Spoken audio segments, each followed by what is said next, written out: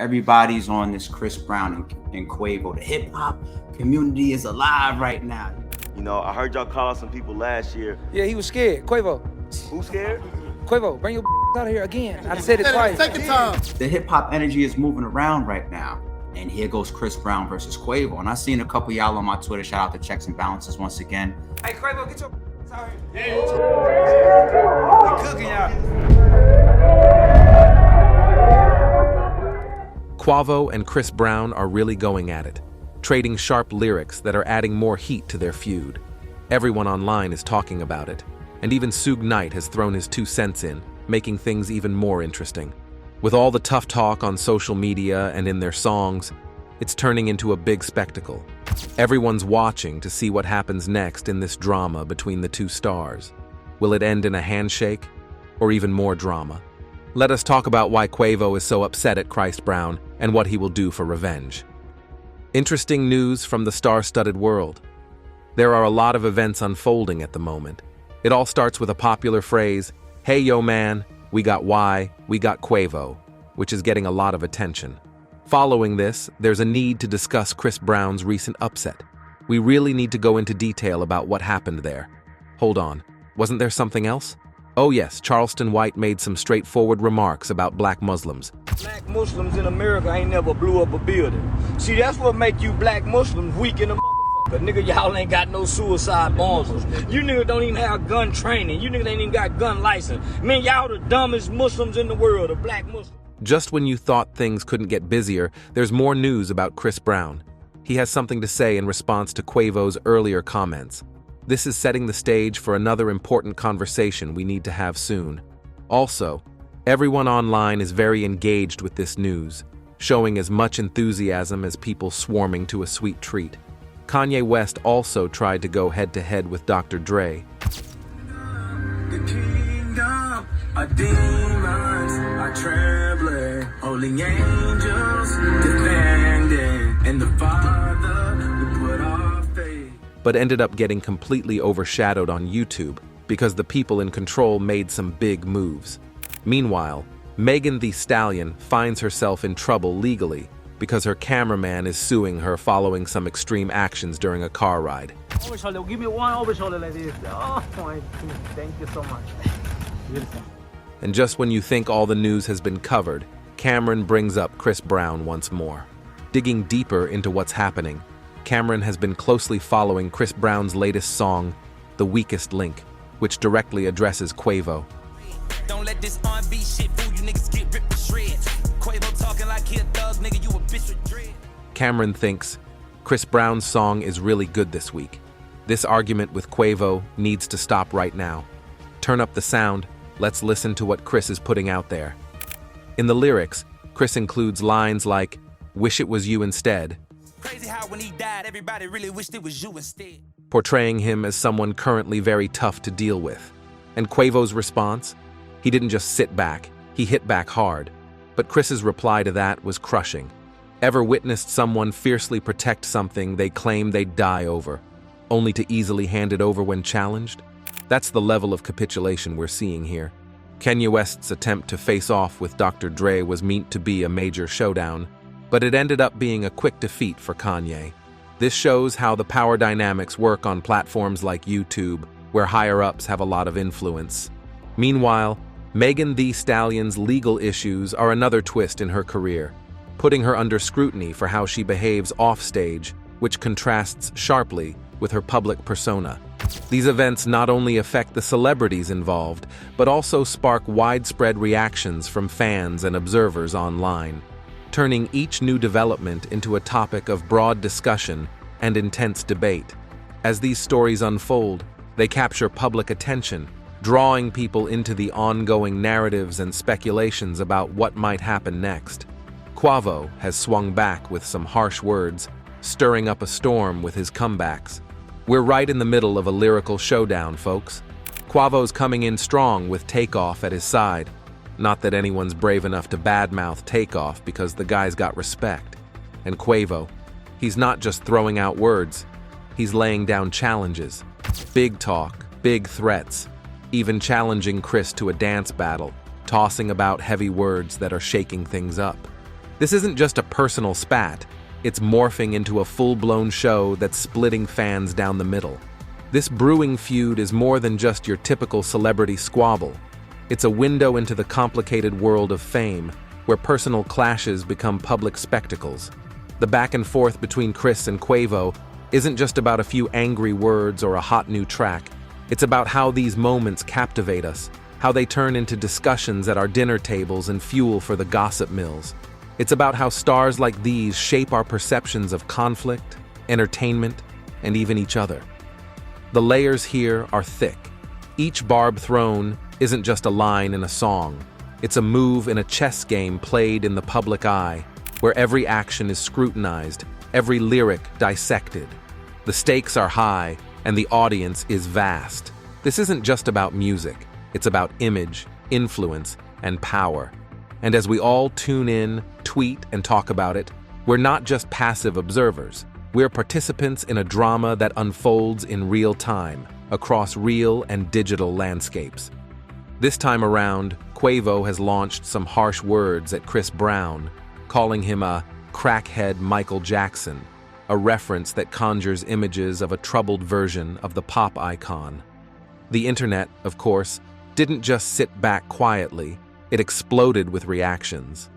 One fan pointed out the directness of Quavo's comparison, using a picture of Michael Jackson from his Thriller days, decked out in his iconic jacket. It seems like Quavo wasn't just throwing words around. He was painting a vivid picture to make his insults sting even more. Then there's Terrell, a self-proclaimed huge Chris Brown fan who had to admit that despite his loyalty, Quavo's latest musical retort was pretty impressive. Meanwhile, another observer likened the entire feud to a mismatched boxing match, hinting that it didn't quite hit the mark as intended. On the comedic side, Lil Duval chimed in, seemingly surprised by Quavo's aggressive comeback and applauding Takeoff for his contributions, which he deemed sharp and on point. In the midst of this, there's idle chatter about Kendrick Lamar getting involved. Fans seem eager to see him enter the verbal fray, but really, why drag him into this mess? Kendrick has likely moved on to better things than responding to every call-out. This whole situation seems to be more about clout chasing than genuine musical rivalry. It feels like a desperate attempt by some to stay relevant by dropping a line here and there and seeing if it sticks. As the tension builds, more layers of the feud and personal struggles unfold, stirring the drama further. Fresh drama among top artists. The disagreement between Quavo and Chris Brown grew more heated. Chris didn't react to Quavo's provocations. Beating me, fighting over hoes and bitches?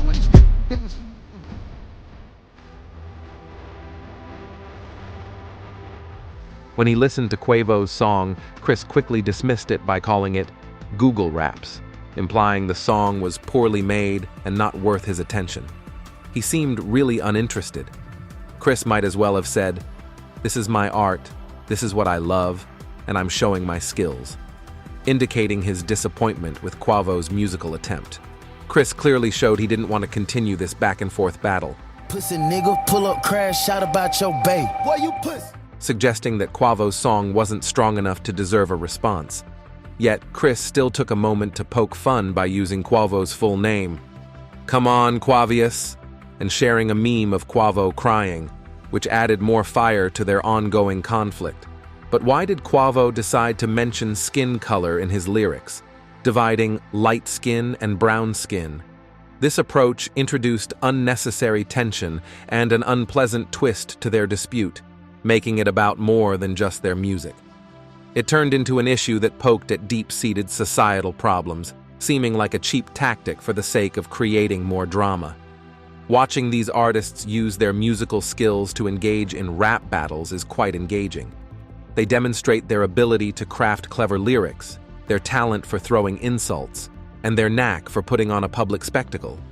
It's like observing a well-planned performance, where each artist knows exactly what to do, aiming to surpass the other while the audience watches intently.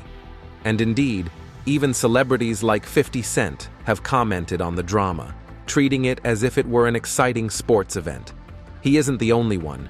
Numerous people are captivated by these exchanges, treating them like the latest thrilling episode in a reality TV series, eagerly waiting to see what will happen next. This ongoing battle, wrapped in the glamour of the music industry, draws attention not just for the music, but for the drama it stirs. The artists use their platforms to express themselves, sometimes crossing lines that provoke thought or controversy. As they trade lyrical blows, the public's interest grows, turning each new song or comment into a spectacle worthy of discussion. This blending of personal conflicts with professional rivalry creates a narrative that keeps fans and onlookers hooked, eagerly anticipating each artist's next move. The involvement of high-profile figures like 50 Cent adds another layer of excitement. As each artist tries to outdo the other, they not only showcase their musical prowess, but also their strategic thinking and showmanship, cementing their places in the cultural conversation and ensuring that the audience remains engaged and entertained. As we dive deeper, let's not forget the broader picture. These feuds, while entertaining, are a reflection of the celebrity culture that thrives on conflict and public display. Each verbal jab, each lyrical insult, is part of a larger narrative that keeps the public engaged, talking, and tweeting. It turns these artists into characters in an ongoing drama that fans follow with bated breath, dissecting every line and every response. While it's easy to get caught up in the excitement, it's crucial to remember the impact of their words. The references to drug abuse, the unnecessary colorism, and the personal attacks go beyond creating catchy lyrics. Drug dealer, my nigga, drug dealer, my nigga, drug dealer. They resonate with real issues that affect real people. It's a game of one-upmanship, where the lines between entertainment and personal attacks blur, challenging us to question where we draw the line in our consumption of celebrity culture. As the saga continues to unfold, with Chris Brown's last remark, "Oh brother, this guy stinks," we're reminded that this cycle of call-outs and comebacks is far from over. It's a relentless rhythm in the music industry, where today's news can quickly become tomorrow's old drama, only to be replaced by the next big feud. And so, as we tune in to see what comes next, the beat goes on, with each artist trying to outdo the other, while the rest of us watch, part entertained, part dismayed, but always waiting for the next drop. The punchline? It's not some old food or a boring guest at a party. It's your comedy act. That's a real zinger, especially since I actually remember the show where that joke comes from. It's one of my favorite moments from SpongeBob, a real classic. What smells rotten and puts people to sleep? Noxious gas? Shout out to the creativity of those cartoon writers. Megan Thee Stallion is currently involved in a complex legal situation that's worth talking about. While we've discussed other celebrities like Cameron and Chris Brown before, let's focus on Megan's new issues, which are also pretty complicated. Megan is caught up in a legal battle similar to one Lizzo had to deal with in the past. Here's what's going on. Megan is being sued by her former cameraman, Elilio Garcia. He worked with her from 2019 to 2023, and he's now claiming that during that time, Megan harassed him. According to a report from the Shade Room, Garcia's lawsuit accuses Megan of treating him poorly while he was employed by her. This is significant because it sheds light on the difficult relationships that can develop between celebrities and their staff.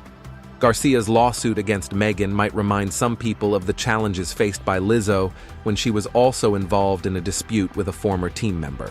These situations highlight how tough the entertainment industry can be, not just in terms of the spotlight, but also in how relationships are managed behind the scenes. It's not uncommon for disputes to arise when expectations aren't met, or when communication breaks down. The lawsuit gets specific with dates and details. It mentions a trip to Spain in 2022, where, according to Garcia, things got way out of hand. He was in an SUV with Megan when she allegedly began engaging in intimate activities with another woman right next to him. Now, where some might see this as a shocking or even an entertaining scandal, Garcia found it anything but professional or appropriate. Imagine being in that situation, where your boss suddenly turns a work trip into something you'd expect in a very different setting. What do you do? For Garcia, the answer was clear, but difficult. He decided to take legal action. For those tuning in with younger ears around, you might want to skip over this part of the story. It's not exactly family-friendly. But for everyone else, this peek behind the curtain shows the complicated and often uncomfortable realities of working closely with celebrities. It's a reminder that the glamorous life can also have its very real, very challenging moments. Fame often blurs personal and professional lines, leading to situations that end up in headline-making lawsuits. Prepare for more twists and turns in the story, with unexpected developments that keep us all engaged. The latest legal disputes. Imagine you're sitting next to a guy who suddenly decides it's the perfect time to get all cozy with a lady. Yep, right there beside his buddy. And the friend? He's just sitting there feeling awkward and disrespected. He can't believe what he's seeing. He says, "I couldn't believe he had the nerve to do this right next to me." That's what Garcia felt. Now, you're probably wondering, what's with that funny way he's talking? Well, I'm just trying my best here, doing my job. Then, the next day rolls around and this woman, Megan, comes up to Garcia and pretty much orders him, "Don't talk about what you saw last night." And everyone's scratching their heads thinking, what in the world did he see? There's Garcia, all quiet now, because she also tells him, "Forget about spilling the beans, it's too late anyway."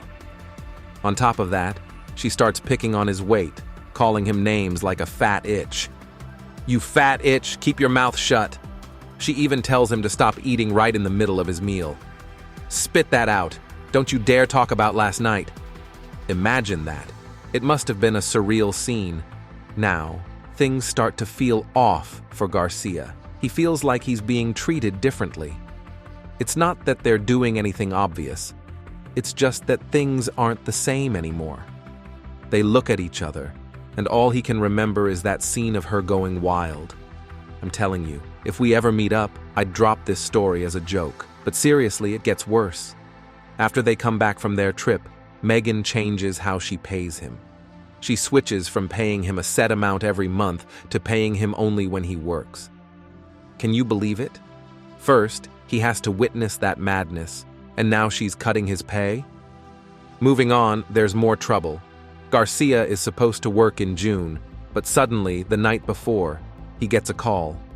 They tell him, "We don't need you anymore." Just like that, his job is gone. That's the end of that. Your services aren't needed. Megan must have thought, well, you saw too much. As if Garcia had a choice while they were in the thick of things. And let me throw in a fancy word here. Voraciously. He was eating voraciously, really going at his food, and Megan isn't pleased. She tells him, "Enough with the chomping, spit it out!" This whole situation is just too much. It's been dragging on forever. And now, let's switch gears to Kanye West. Because why not stir the pot a bit more? The hip-hop world is heating up, thanks to Kanye stirring up drama. He hooks up with Future, and part of their plan seems to be to overshadow Drake. Kanye throws around big accusations, claiming Drake is backed by a powerful man, Lucian Grange, the CEO of Universal Music. Kanye says Drake's got a rich daddy taking care of him, controlling the game from behind the scenes. I wish I had a video or something to show you, but it's just Kanye being Kanye, making bold statements without much to back them up. And there's Kanye, not one to mince words, dropping hints and names, suggesting that this Lucian guy is more than just a corporate bigwig. He's pulling the strings in the music industry, giving Drake an unfair advantage. It's all a big game to them, with power plays and behind-the-scenes maneuvers. Kanye's out there, trying to shift the balance, making sure everyone knows that Drake isn't just some self-made artist. He's got a titan in his corner. This feud, or whatever you want to call it, isn't just about music. It's about power, influence, and who's got the upper hand in the industry. All right, let's break this down into really simple terms.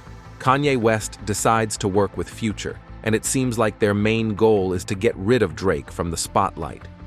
Kanye first says it's exciting to do this, but then changes his words to energizing.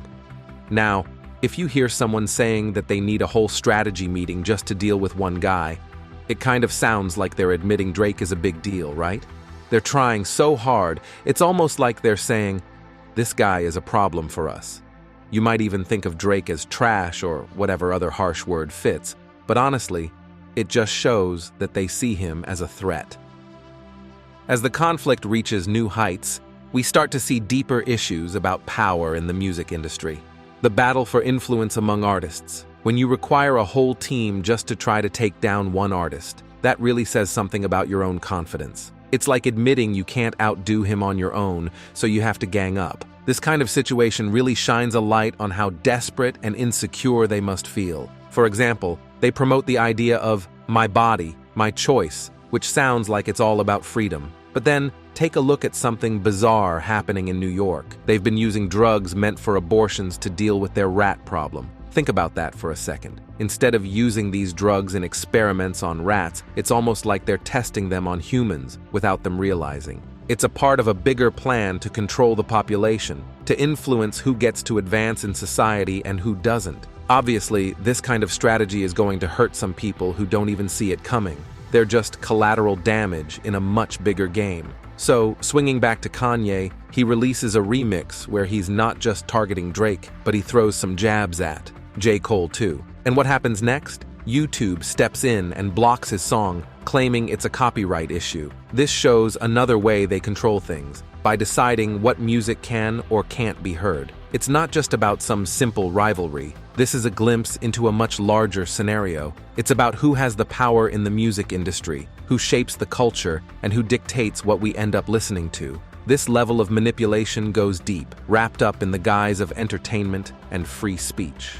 When Kanye talks about getting rid of Drake, it's more than just not liking the guy. It's about shifting power dynamics within the music industry, about changing who's seen as important and who's not. It's a calculated move in a much larger strategy controlled by the big bosses of the music world. This whole situation makes you think, are we just passive observers, nodding along to tunes while big decisions are made behind closed doors? Are our musical tastes actually being shaped by these behind-the-scenes battles? It really puts into perspective how much control these industry giants might have over what becomes popular and what fades away. And it raises questions about how genuine our choices are when it comes to the music we love and the artists we support. So let's lay it all out. Sony Music pulled the plug on Ye's Like That remix almost as soon as it hit YouTube. Future had just called him up to jump on the track, but now, who knows if anyone will ever hear it in full. The screen throws up a message about SME,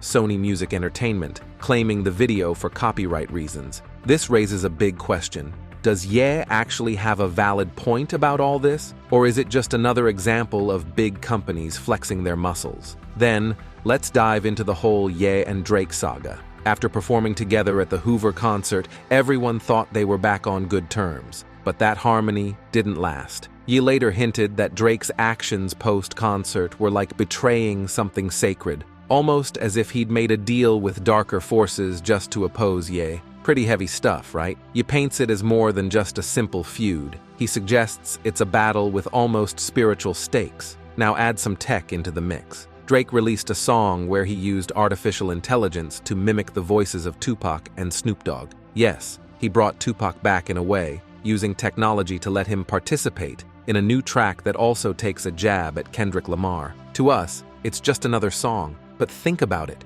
Using the voice of a hip-hop legend like Tupac in this way, it's bold, maybe too bold. With everything set for a big finale, how will the complex relationships between these music giants evolve? Let's discover.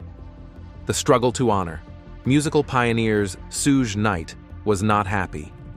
He openly criticized Drake for using Tupac's voice in a manner that he found disrespectful. Suge emphasized that Tupac was not just any artist.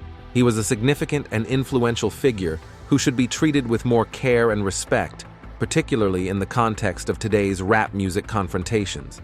He also highlighted the complicated history between Tupac and Snoop Dogg, stressing that their shared past should not be taken lightly. Suge made it clear, one should be very cautious, because misusing the images of people who were involved in real gang-related activities can lead to serious issues. Does Sugi appreciate what Drake did? Absolutely not. It appears as though Drake is pulling in well-known names from the past to enhance his current reputation, which may upset many people. It looks like he's taking advantage of their reputations for his own benefit, which could come across as having little regard for their true contributions and what they really represented. Additionally, we must remember that this whole situation is happening publicly, turning personal and professional disagreements into a spectacle for everyone to see. We are all observing, hearing, and making judgments. But it's important to note that we were not present to witness how these choices were made or how the disputes truly unfolded. And neither were you, right? So, as we chew over the latest in the music world, it's worth asking ourselves about the impact of these controversies. Are they just harmless drama, or are they a sign of deeper issues in how we treat the legacies of music legends? It's a tangled web of respect, rivalry, and technology, all rolled into one ongoing show. And while it might be intriguing to follow, it's also a bit unsettling to see how casually the past can be manipulated to serve the present. All right, let's finish this up with Charleston White's comments, which honestly feel more like he's just stirring the pot for the sake of it.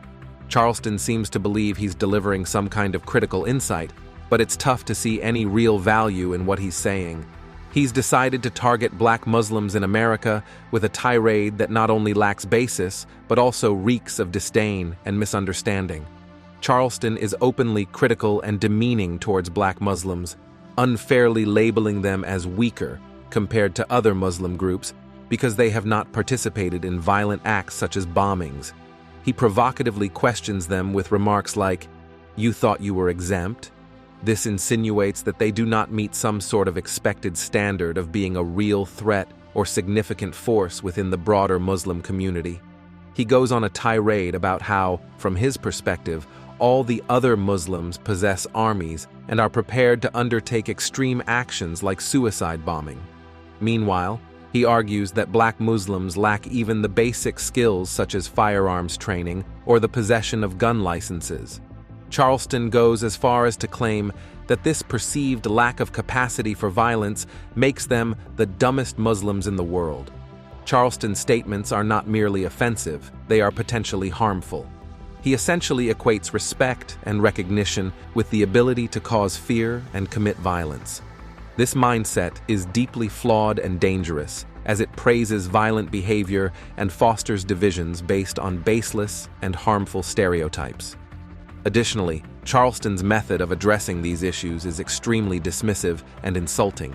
He uses provoking language, simplifies complex identities of community and religion to just potential for violence, and ignores the peaceful practices that many Muslims adhere to and are proud of. By focusing solely on violence as a measure of respect, Charleston disregards the values of peace, understanding, and dialogue that many communities strive to uphold. It is critical to challenge and confront such divisive views to promote a more inclusive and respectful dialogue. Charleston's approach not only misrepresents the reality of diverse Muslim communities, but also contributes to a broader environment of intolerance and misunderstanding. In discussing these issues, it is important to remember the danger of equating any group's worth or identity with violent capabilities. It is also important to emphasize the importance of respect for all cultural and religious identities in fostering a peaceful and cohesive society. The really troubling part is that Charleston doesn't stop with just these misplaced judgments. He also throws in unrelated and offensive comments about religious figures, which suggests that his goal isn't really to engage in a meaningful conversation, but rather to provoke and upset as many people as possible. Charleston White has been causing quite a stir with his recent comments. His outburst isn't just a simple misunderstanding or a poor choice of words. It's a dangerous and careless act that incites anger and division. His words do more than just offend. They actively promote hostility and conflict without offering any useful advice or insights on how things could be better understood or improved. When someone uses their public voice to spread such negative and false ideas, it makes it incredibly difficult for any meaningful conversation or healing to take place. It's crucial to know the difference between helpful, constructive criticism and harmful, destructive speech. Charleston's remarks definitely belong to the harmful category, as they push people apart and foster resentment rather than bringing them together or enlightening them. This kind of talk is really harmful because it not only divides people, but also poisons the atmosphere with negativity. Charleston's approach is not about opening up discussions or bridging gaps between different groups. Instead, it's about slamming doors shut and creating walls of misunderstanding. By labeling and disparaging entire communities, he isn't contributing anything positive to the conversation. Instead, he's undermining the principles of mutual respect and cooperation that are essential for any society to thrive. His comments can have serious consequences, leading not only to hurt feelings, but also to a wider atmosphere of mistrust and fear. It's clear that while everyone has the right to express their opinions, how we choose to do so matters greatly. Speech that promotes division, glorifies violence, and spreads ignorance only serves to weaken our social fabric. As listeners or readers, it's important to critically evaluate the motivations behind such statements and consider their potential impacts on society. Charleston White's remarks remind us of the need for more thoughtful and respectful public discourse, especially when it involves topics as sensitive as religious and community identities. Could the fierce rivalry between Quavo and Chris Brown be just for show? Or is there a deeper issue fueling their feud?